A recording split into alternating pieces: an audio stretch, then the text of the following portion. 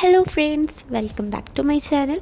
നമ്മൾ plus two തുടങ്ങിയതിന് ശേഷം ഫസ്റ്റത്തെ എക്സാമാണ് വരുന്നതല്ലേ, അതായത് നമ്മുടെ ഓൺ എക്സാം, ഫസ്റ്റ് ടേം എക്സാം നമ്മൾ ക്ലാസ് തുടങ്ങിയതിന് ശേഷം എത്ര പെട്ടെന്നാണല്ലോ എക്സാം ആയത്.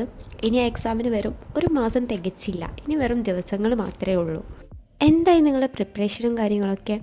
അപ്പോൾ അതിനെ പറ്റി പറയാനാണ് ഞാനിന്ന് വന്നിട്ടുള്ളത്. ഞാനെൻ്റെ പ്രിപ്പറേഷൻ തുടങ്ങിയോയെന്ന് വെച്ചാൽ തുടങ്ങി, എന്നാൽ തുടങ്ങിയില്ലേന്ന് ചോദിച്ചാൽ തുടങ്ങിയില്ല. ആ ഒരു അവസ്ഥയിലാണ്. ഓൺ എക്സാമിൻ്റെ പ്രിപ്പറേഷന് വേണ്ടിയിട്ടുള്ള കുറച്ച് ടിപ്സ് പറയാനാണ് ഞാൻ വന്നിട്ടുള്ളത്. അപ്പോൾ ടിപ്പ് നമ്പർ 1, മേക്ക് എ പ്ലാനാണ്. നമ്മൾ പഠിക്കാനിരിക്കുമ്പോൾ എന്തെങ്കിലും നമ്മൾ ചെയ്യാൻ പോകേണ്ട കാര്യങ്ങൾ അന്ന് പഠിക്കാനുള്ളതോ അന്ന് ചെയ്യാനുള്ളതോ ചെയ്ത് തീർക്കാനുള്ളതോ ആയിട്ടുള്ള കാര്യങ്ങൾ ജസ്റ്റ് ഒന്ന് നോട്ട് ഡൗൺ ചെയ്ത് വെക്കുക. അതുതന്നെ ഒരു ടു ഡു ലിസ്റ്റ് ഉണ്ടാക്കുക. അതെനിക്ക് എപ്പോഴും എഫക്റ്റീവായിട്ട് തോന്നിയിട്ടുള്ളൊരു കാര്യമാണ് കേട്ടോ, ടു ഡു ലിസ്റ്റ് ഉണ്ടാക്കി വെക്കാം. ചില നേരത്ത് അത് ഉണ്ടാക്കാതെ പഠിക്കാനിരിക്കുമ്പോൾ നമ്മൾ എന്തെങ്കിലും കാര്യങ്ങൾ ചെയ്യണമെന്ന് വിചാരിച്ചിട്ടുണ്ടാവും. ഇപ്പോൾ എക്സാമ്പിൾ ഹോംവർക്ക് ആവാം, അസൈൻമെൻറ്റ് ആവാം, എന്തെങ്കിലും ടീച്ചർ തന്ന എന്തെങ്കിലും ചെറിയ പിക്ചർ എടുത്ത നോട്ടിലേക്ക് വരയ്ക്കാനുള്ളതാവാം. അതുപോലും മറന്നിട്ട് ക്ലാസ്സിലേക്ക് പോണ രീതി ഉണ്ടാവലുണ്ട്.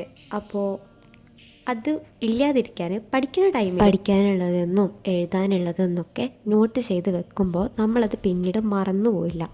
പിന്നെ ആ ചെയ്ത് തീർത്ത കാര്യങ്ങൾ അപ്പോൾ തന്നെ ടിക്ക് ചെയ്തും പോവാം. ഇത് ഓൾമോസ്റ്റ് എല്ലാവർക്കും അറിയുന്നതും എല്ലാവരും ചെയ്യുന്നതുമായിട്ടുള്ള കാര്യങ്ങളാണ്, എഫക്റ്റീവായിട്ടുള്ള ഒന്നാണ് കേട്ടോ. And tip number 2, complete your notes. നമ്മൾ എക്സാമിൻ്റെ മുമ്പ് എല്ലാ നോട്ടും നല്ലപോലെ കംപ്ലീറ്റ് ചെയ്ത് വെക്കുകയാണെന്നുണ്ടെങ്കിൽ പിന്നെ നമ്മൾ പഠിക്കാൻ വേണ്ടിയിട്ട് വേറെ എന്തെങ്കിലും നോട്ട് ഡിപ്പെൻഡ് ചെയ്ത് പഠിക്കുന്നവരാണെങ്കിൽ നോട്ട് കംപ്ലീറ്റ് ചെയ്യില്ല എന്നുണ്ടെങ്കിൽ ഭയങ്കരമായിട്ട് സ്ട്രഗിൾ ചെയ്യേണ്ടി വരും. നമ്മൾ എന്തിൽ നോക്കി പഠിക്കും നോട്ടില്ല എന്നുണ്ടെങ്കിൽ. അപ്പോൾ എക്സാം എടുക്കാനായി ആദ്യം തന്നെ ചെയ്ത് തീർക്കേണ്ട കാര്യം, മോസ്റ്റ് ഇമ്പോർട്ടൻറ്റ് തിങ് എന്ന് പറയുന്നതാണ് നമ്മളുടെ നോട്ട്.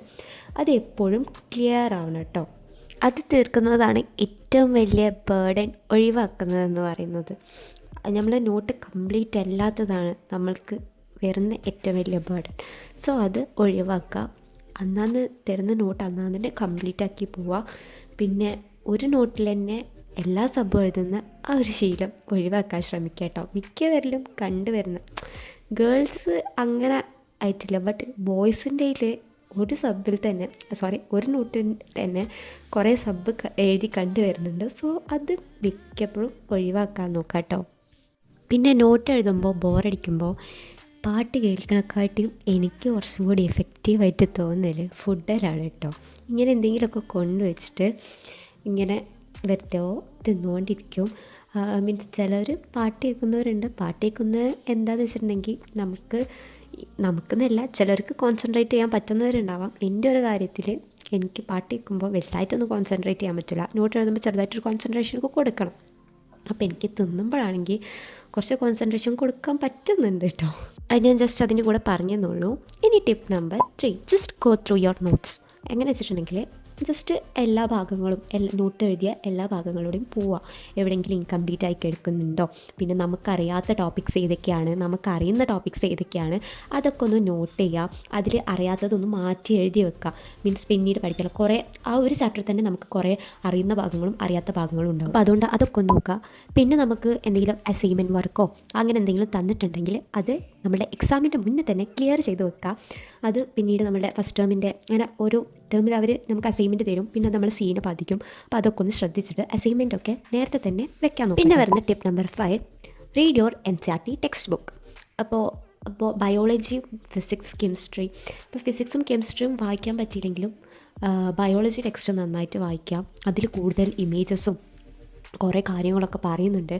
അപ്പോൾ ബയോളജി ടെക്സ്റ്റ് നന്നായിട്ട് വായിക്കുക. അപ്പോൾ ഫിസിക്സും കെമിസ്ട്രിയിലൊക്കെ നല്ല ലേവിഷായിട്ട് എല്ലതും കൊടുത്തിട്ടുണ്ട്. അപ്പോൾ അത് ജസ്റ്റ് വായിക്കാൻ പറ്റിയില്ലെങ്കിലും എന്തെങ്കിലും ഇമ്പോർട്ടൻ്റ് ആയിട്ടുള്ള പോയിൻറ്റ്സ് നിങ്ങൾക്ക് കണ്ണിൽ പെടുകയാണെന്നുണ്ടെങ്കിൽ ജസ്റ്റ് അതൊക്കെ ഒന്ന് നോക്കുക. പിന്നെ ഫിസിക്സിലും കെമിസ്ട്രിയിലുള്ള NCERT ക്വസ്റ്റ്യൻസ് ചെയ്ത് തന്നെ പഠിക്കുക, ഏതൊക്കെയാണ് വരുന്നത്. പിന്നെ കഴിഞ്ഞ കൊല്ലം അതിൽ നിന്ന് ഏതൊക്കെ ക്വസ്റ്റ്യൻസ് വന്നിട്ടുണ്ട്, പിന്നെ ഈ കൊല്ലം വരാൻ ചാൻസ് ഉണ്ട്. എന്തായാലും എക്സാം ടഫ് ആവുകയാണെന്നുണ്ടെങ്കിൽ കുറേ ക്വസ്റ്റ്യൻസ് വരാം. അപ്പോൾ NCERT നല്ലോണം നോക്കി പോവുക. മാത്സ് ആയാലും ബയോളജി ആയാലും ഫിസിക്സ് ആയാലും കെമിസ്ട്രി ആയാലും കൂടുതൽ ബയോളജി ടെക്സ്റ്റിൽ കൂടുതൽ പിക്ചേഴ്സും കാര്യങ്ങളൊക്കെ വരുന്നുണ്ട്. അപ്പോൾ ബയോളജി ടെക്സ്റ്റ് നോക്കാം കേട്ടോ. ആൻഡ് ഇനി അടുത്ത ടിപ്പ് നമ്പർ 6 എന്ന് പറയുന്നത്, ടെക്സ്റ്റ് ബുക്ക് വായിക്കുകയാണെന്നുണ്ടെങ്കിലും നോട്ട് ബുക്ക് വായിക്കുകയാണെന്നുണ്ടെങ്കിലും ഷോർട്ട് നോട്ട് ഉണ്ടാക്കുക. അപ്പോൾ എൻ്റെ ഷോർട്ട് നോട്ട് ഉണ്ടാക്കൽ കണ്ടിട്ട് എന്നോടൊരു സബ്സ്ക്രൈബറാണെന്ന് തോന്നുന്നു കമൻറ്റ് ചെയ്തിരുന്നു, ഷോർട്ട് നോട്ട് എങ്ങനെ ഉണ്ടാക്കാമെന്നുള്ള, എങ്ങനെയാണ് എഴുതാമെന്നുള്ള ഒരു വീഡിയോ ചെയ്യുമോ എന്ന് ചോദിച്ചിട്ട്. അതെന്തായാലും ഞാൻ എൻ്റെ അടുത്ത സ്റ്റഡി വ്ളോഗിൽ ഡീറ്റെയിൽ ആയിട്ട് പറയുന്നതായിരിക്കും കേട്ടോ.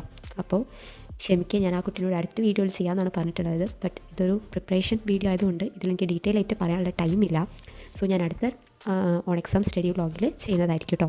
ഷോർട്ട് നോട്ട് ഉണ്ടാക്കൽ എഫക്റ്റീവ് ആണോ എന്ന് ചോദിച്ചാൽ ഓഫ് കോഴ്സ് യെസ്. അപ്പോൾ ബയോളജി ആണെന്നുണ്ടെങ്കിലും എന്തെങ്കിലും ചെറിയ ചെറിയ ടേംസ് ആയാലും അതൊക്കെ ഓർത്തിരിക്കാനും എക്സാമിന് മുമ്പ് ഒന്ന് എടുത്തു നോക്കാനും, അതിപ്പോൾ പേപ്പറിലാവണമെന്നില്ല.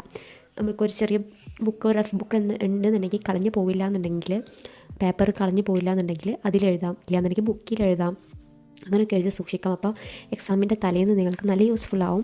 പിന്നെ ഫിസിക്സ് ആയാലും കെമിസ്ട്രി ആയാലും ഇമ്പോർട്ടൻ്റ് ആയിട്ടുള്ള ഫോർമുലാസ് അതൊക്കെ എഴുതി വെക്കുമ്പോൾ നിങ്ങൾക്ക് മീൻസ് ഇക്വേഷൻസ് ഒക്കെ ഉണ്ടാവില്ലേ പ്രോബ്ലം ചെയ്യാനുള്ള, അതൊക്കെ ഒന്ന് എടുത്ത് നോക്കുക എക്സാമിൻ്റെ തലേന്നോ പഠിക്കുന്ന ടൈമിലോ ഒക്കെ, അല്ലെങ്കിൽ ഡെയിലി റിവൈസ് ചെയ്യുക. അപ്പോൾ എന്തായാലും ഓർമ്മയിൽ നിൽക്കും കേട്ടോ.